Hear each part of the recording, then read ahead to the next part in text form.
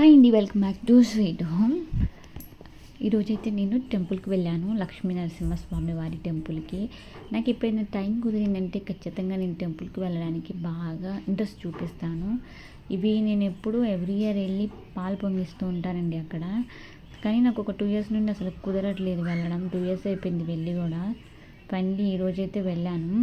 ఏంటి అంత నిశ్శబ్దంగా ఉందంటే, ఇక్కడ ఎవ్రీ సండే కూడా వచ్చి పూజలు చేస్తూ ఉంటారు. సో ఈరోజు వెన్స్డే కదా, సో అందుకని పంతులు గారు మార్నింగ్ వచ్చి పూజ చేసి వెళ్ళారు.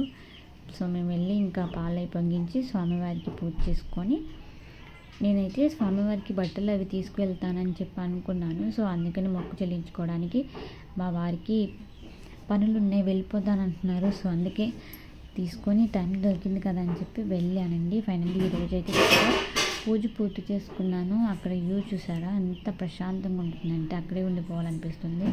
అసలు రాబుద్దే అవ్వదు, అంత బాగుంటుంది. మొత్తం ఆ చుట్టూ సరౌండింగ్ కూడా మళ్ళీ వెళ్ళండి. అక్కడ అన్నీ కూడా ఫ్యాక్టరీస్, ఇండస్ట్రీలు మొత్తం ఏరియా, అన్ని రోడ్లు అన్నీ కూడా చాలా నీట్ అండ్ క్లీన్గా ఉన్నాయి. గుడి మొత్తం కూడా టైల్స్ వేసి ఎంత అందంగా చేశారో. ఇవన్నీ కూడా ఫ్యాక్టరీసే మొత్తం కూడా. చాలా బాగున్నాయి రోడ్లు అన్నీ కూడా. సో ఇలా వచ్చేదాలో నేను కొన్ని వీడియోస్ తీసుకున్నాను. అండ్ చుట్టూ పొలాలు కూడా, ప్రకృతి ఎంత బాగుంటుందంటే మధ్యలో నాకు ఇవేమంటారు, ఒక్క నిమిషం, గురువింజ గింజలు అంటారు కదా, అవి వచ్చే దారిలో గుత్తులు ఉన్నాయండి చెట్లకి.